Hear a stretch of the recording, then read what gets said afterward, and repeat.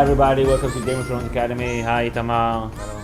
As usual, we're going to look at A Song of Ice and Fire and Game of Thrones through the lens of real history and real politics, so we can learn something new about the story and hopefully learn a little bit of history along the way.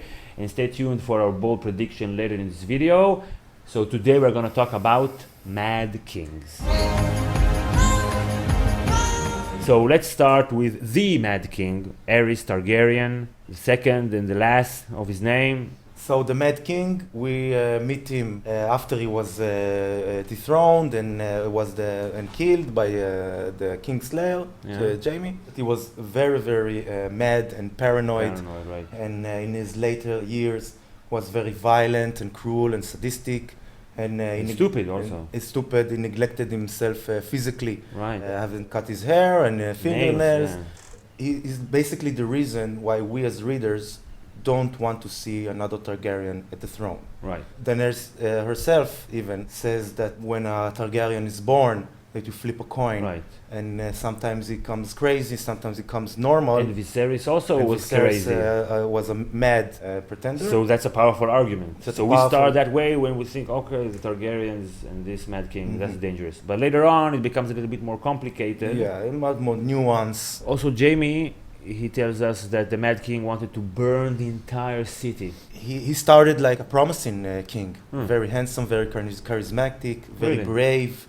He had a very close relationship with Tywin Lannister. Right. He was very brave by appointing a 20-year-old Tywin as the hand of the king. That's a bold move. It was a good decision. But then he started to decline into madness and dementia. The watershed moment of his sanity was him being kidnapped in something that is called the Duckensdale Uprising or something like that. Okay. He was kidnapped. For a year, I think, right? He was a hostage. He was rescued by Barristan Selmy, the Bald. But after that, he lost his mind completely. He was very paranoid. He was sure that every whisper, every decision is against him. He became very isolated, very suspicious. He refused any kind of sharp object being next to him, except maybe the swords of the king's guard. That's why he hasn't cut his nails and his hair, because he didn't want something sharp. Really? Close. He started to lose a lot of weight because he was sure everything is poisoned. And I think the fact that he burned the Starks the way that, like the Elder Stark, he wanted the trial by combat. And the fact that he used the wildfire as his proxy, that's kind of like breaking the rules. You're walking like a tight line. That's not the way things were. He was a bona fide psychopath, delirious, dangerous for the realm. His last decision, telling Jaime to burn them, and he was sure he will become a dragon after the city will burn. So this is literally like a detachment from reality. He's not the only Mad King that we meet, right? I like the term, the role of the monarchy dice. The monarchy dice, it can be sometimes you get a good monarch, smart, brave, pragmatic. Okay. And sometimes you get a mad king or a stupid king or a weak king. Yeah, you can get anything. And then the realm suffers because when you maybe for dozens of years. When you identify the state with one person and the sovereignty with one person, all it takes is one bad roll of the monarchy dice and to suffer. And the realm didn't have a lot of luck with his dice, because not long after Aerys Targaryen we get Joffrey. Another bad roll of the monarchy dice. He's really a mad king. If he had stayed alive for a rule for 50 years, I can't imagine how mad would he be in his later years. It get worse. You can add maybe he was a sadistic as well. Yeah, for sure. Okay, so do you have any examples for mad kings in history? I think the direct influence concerning Aerys was Henry VI. He ruled during the War of the Roses. During the War of the Roses. He was a weak king, not very bright. Okay. And he deteriorated into madness. There are accounts saying he started to hallucinate and deteriorated into That's delusions. Dangerous. Instead of dethrone him and say like, okay, so it could happen. We have someone who is sick, basically. So let's remove him lawfully, and they didn't have tools to do it because the king is king up until his death, and the king is the state. L'état c'est moi, you know, this famous expression from Louis XIV. So if the king is crazy, the state is crazy. This is basically what that means. So we can remove so easily the king. Do you have other historical you parallels? have Vlad the Impaler, you know, the source for Dracula. Okay. Ruled Transylvania in today's Romania. Okay. He was very sadistic. What about Caligula in Roman times? Caligula is classical madness. Caligula was truly mad, truly mad. Not only a sociopath, but a psychopath. He believed he was a god. He appointed his horse for consul. I guess he's an inspiration to a few Targaryens. He married his sister. Okay. And according to some, accounts, I don't know how much you can rely on them, but he opened up his sister's belly while she was pregnant and wanted to eat her unborn child. Because this is something the gods should do, you know. And did he do that? Yes, and killed his sister. You think I'm mad? So let's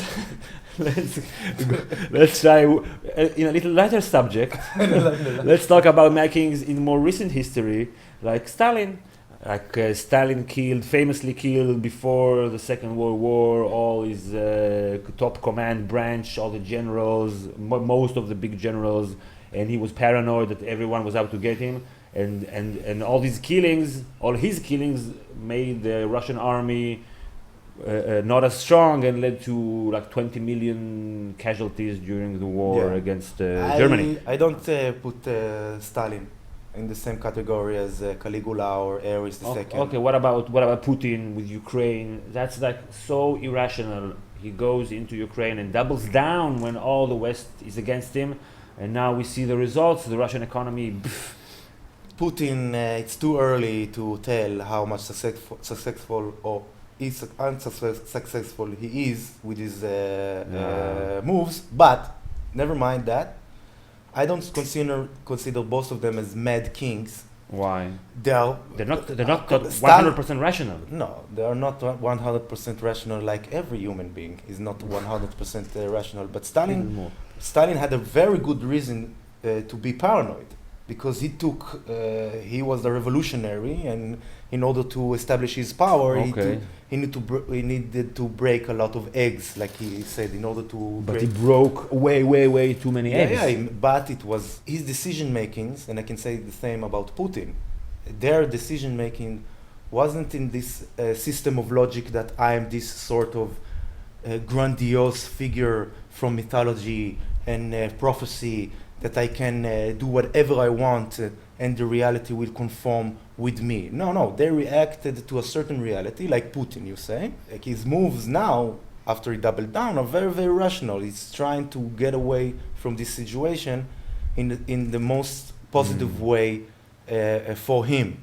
He's not like saying, I'm, this guy from prophecy, so I can declare war. Who is this Obama? He's the devil or something. No, he's connected to reality. So do you have a better... Hitler. Okay. That's a happy video. God curse his name. Curse his name in soul. In soul. Hitler was truly mad.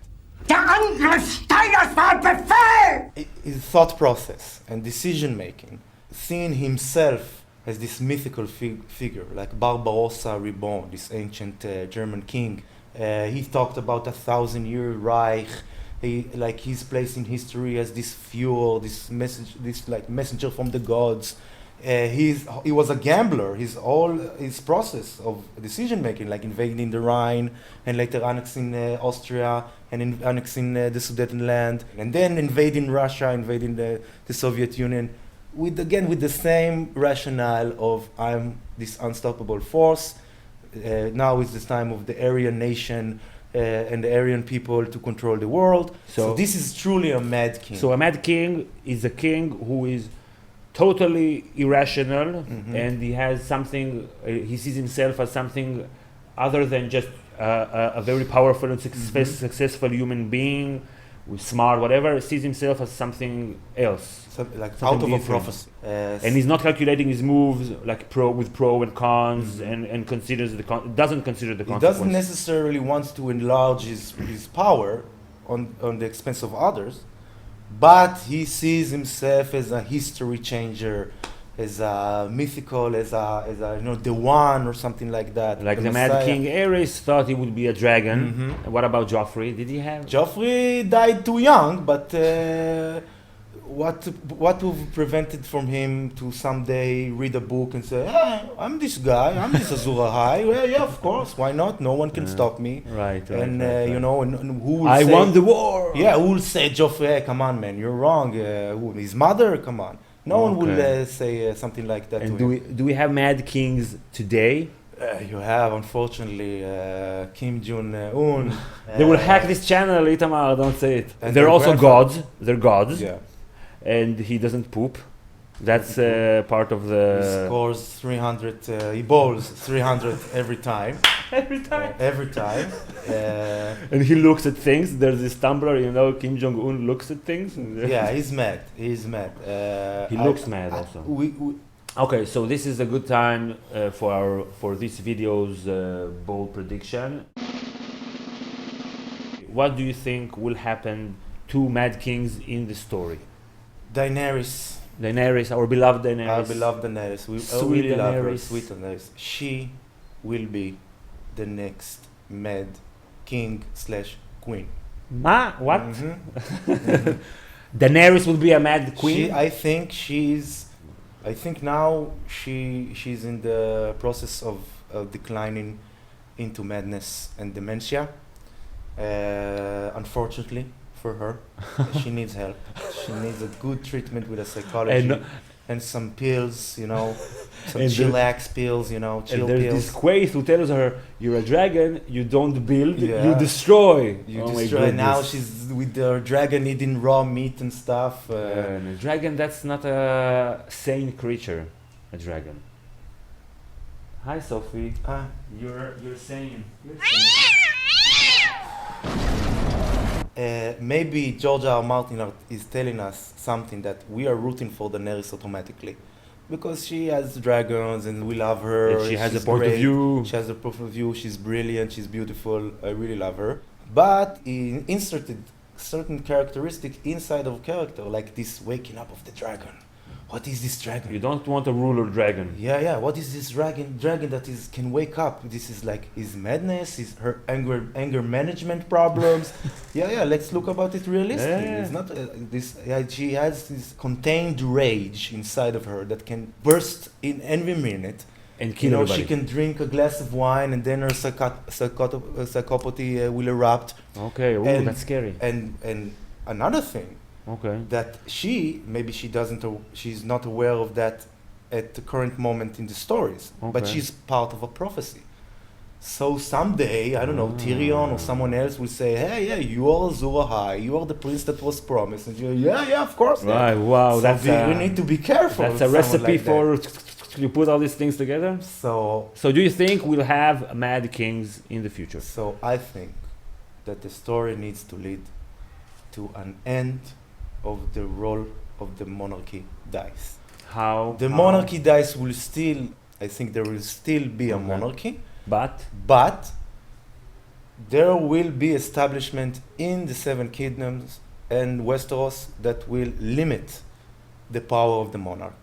so In a way that if the role of the monarchy dies is bad, yeah. and the monarch and the king or queen becomes mad, the kingdom doesn't fall with them. There are institutions in place to replace it. To replace Him or her. to limit their responsibility in a way that not all the kingdoms is falling into madness and dementia with the king. It's like checks and balances. Exactly checks and balances, a monarchical constitution, a constitutional monarchy Okay. is a way to take a little from the monarch's power and share it with the rest, Okay. that the rest can check and balance the power of the monarch. Very I interesting. see this trajectory going inside the books. Inside Or the at least I story. hope so. So, if you agree with Itamar that Daenerys will become a mad queen, or if you think She's already that mad she's queen. like the Disney-like hero of the story, comment, tell us what you think.